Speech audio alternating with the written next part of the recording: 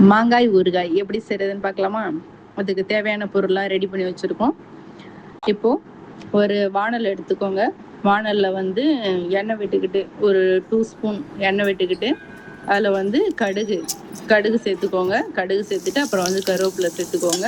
ஒரு 2 பூண்டு அளவுக்கு உரிச்சு எடுத்துட்டு அதையும் வந்து இந்த எண்ணெயில் சேர்த்து நல்லா வதக்கிக்கணும். இது வந்து ஒரு 3 மாங்காய் கட் பண்ணி போட்டிங்கன்னா இந்த ஊறுகாய்க்கு இந்த அளவுலாம் கரெக்டாக இருக்கும்.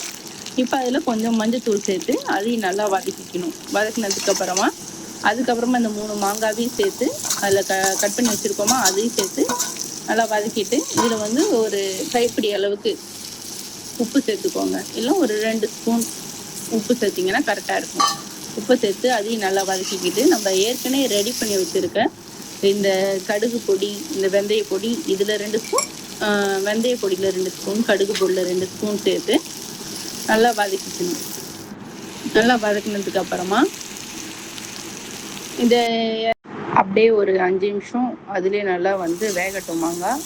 அதுக்கப்புறமா நீங்கள் ஸ்டவ் ஆஃப் பண்ணிவிட்டு அதுக்கப்புறம் வந்து வானலை இறக்கி வச்சதுக்கு அப்புறமா பெருங்காயத்தூளும் சர்க்கரை 1 ஸ்பூன், பெருங்காயத்தூள் வந்து ஒரு கால் ஸ்பூன் அளவுக்கு அதில் போட்டு மிக்ஸ் பண்ணி வச்சுட்டு ஒரு கண்ணாடி பாட்டில் ஸ்டோர் பண்ணி வச்சுட்டு யூஸ் பண்ணிக்கலாம் எப்போ வேணாலும். மாங்காய் ஊறுகாய் நீங்களும் ட்ரை பண்ணி பாருங்கள்.